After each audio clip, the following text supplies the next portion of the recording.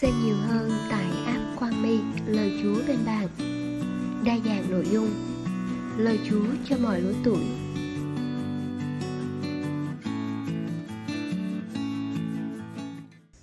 Tải App WAMI ngay, bạn nhé.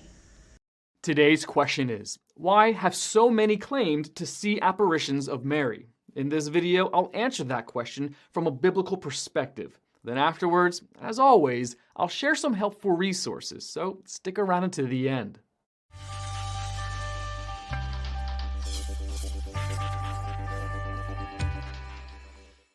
Many people claim to have seen apparitions of Mary or other Catholic saints.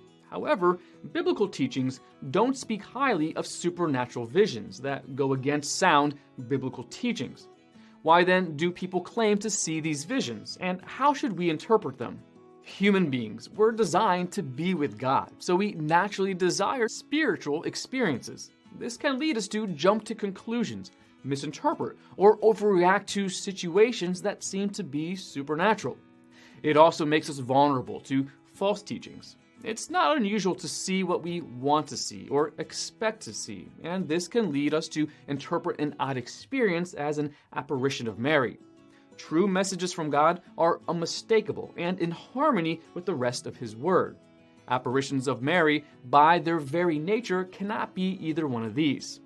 Sometimes those who claim to have seen an apparition of Mary are simply lying. Sometimes basic human superstition or misunderstanding comes into play. Most claims regarding apparitions of Mary involve vague details, few actual witnesses, and so forth. People looking for mystical signs, patterns, or apparitions will tend to find them even when they aren't really there. This is an attitude the Bible actually discourages because it distracts from the legitimate moments when God truly speaks through supernatural means.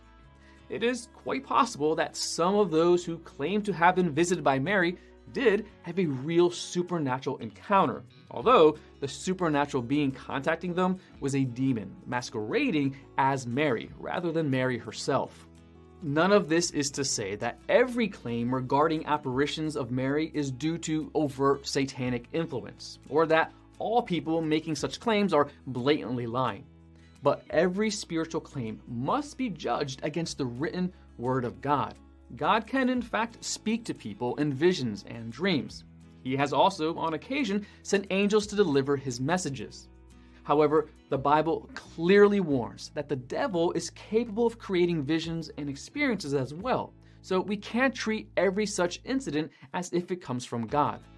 Instead, we must compare our experience to the fixed, objective, written words of God and to the doctrines they teach. Any apparition that contradicts or undermines the Word of God is a lying spirit. There are no biblical descriptions of apparitions or appearances of the dead, other than when Saul consulted a witch who conjured the spirit of the prophet Samuel, 1 Samuel chapter 28. This event seems to be unique in history, however, and the Bible is clear that we are not to communicate with the dead. The question of whether these visions support false Catholic doctrines must be considered when interpreting apparitions of Mary.